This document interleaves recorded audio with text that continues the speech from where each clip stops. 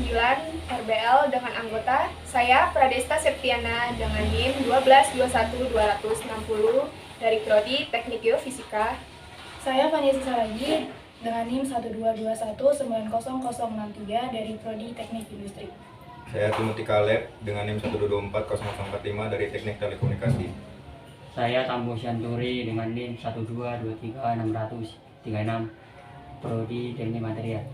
Saya Aditya Darmawan dengan NIM 122170058 Prodi Teknik Industri. Saya Rinjan Nur Fauzi dengan NIM 122170052 dari Prodi Teknik Mesin. Kami akan membuat RBL dengan judul Hukum Bernoulli pada Roket Air.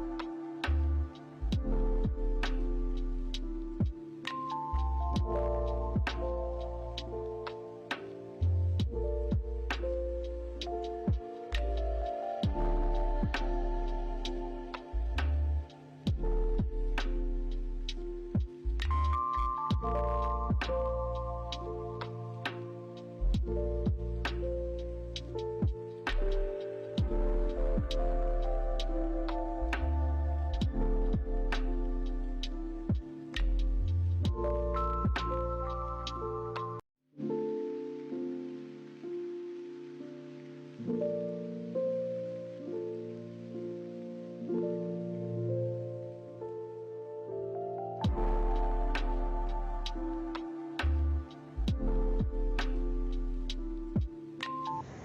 yang berlaku pada roket air. Yang pertama adalah hukum Bernoulli, yang berbunyi, air yang didorong oleh tekanan dalam botol sehingga P1 akan keluar melalui lubang atau nozzle dengan kecepatan V2.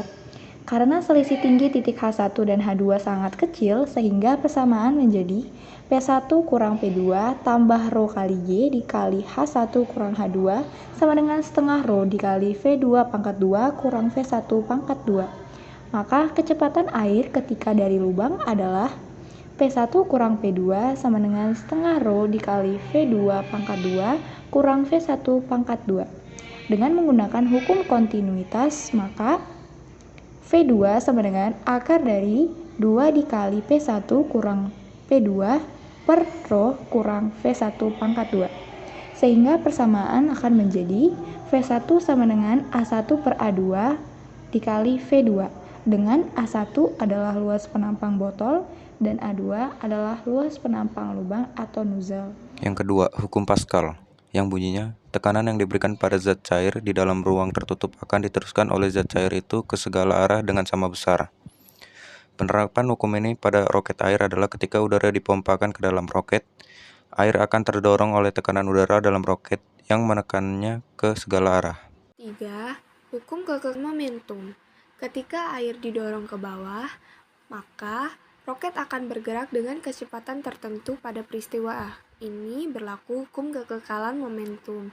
Selama bergerak, momentum total roket akan selalu sama dengan momentum total air. Selama tidak ada gaya luar yang mempengaruhinya karena gaya dapat merubah momentum suatu benda. Momentum awal roket ketika bergerak adalah P1 sama dengan mv. Ketika air mulai berkurang sebanyak delta M, maka kecepatan roket akan bertambah sebanyak delta F. Ketika air mulai berkurang sebanyak delta M, maka kecepatan roket akan bertambah sebesar delta V. Maka persamaan momentumnya menjadi P2 sama dengan M dikurang delta M dan V ditambah delta V. Sedangkan momentum akhir air adalah PA sama dengan min delta MV A. Sehingga sesuai dengan hukum kekekalan momentum berlaku, P1 sama dengan P2 ditambah PA, MV sama dengan M dikurang delta M dan V sama ditambah delta V dan dikurang delta MV A. Delta F sama dengan delta M V plus VA per M. Karena percepatan yang dialami roket adalah perubahan kecepatan tiap selang waktu, maka A sama dengan delta V per delta T sama dengan V ditambah VA per M dikali delta M per delta T. Besaran delta M per delta T disebut laju semburan air atau banyaknya air yang terbuang tiap detik. Sedangkan V ditambah V0 adalah kecepatan relatif roket terhadap air atau VR. Jika percepatan gravitasi ikut diperhitungkan, maka percepatan roket sesungguhnya dirumuskan sebagai A sama dengan VR per M dikali delta M per delta T dikurang G. Yang keempat adalah bunyi hukum Newton 3. Untuk setiap aksi, ada suatu reaksi yang besarnya sama besar tetapi berlawanan arah. Penerapan hukum Newton 3 pada roket air. Ketika udara dalam roket mendorong air keluar melalui nozzle, maka air juga akan melakukan gaya yang sama besarnya tetapi berlawanan arah terhadap roket. Gaya dorong air ini yang membuat roket meluncur ke atas. Gerak parabola. Lintasan roket air berbentuk parabola. Gerak parabola memiliki dua komponen, yaitu gerak pada sumbu X dan gerak pada sumbu Y.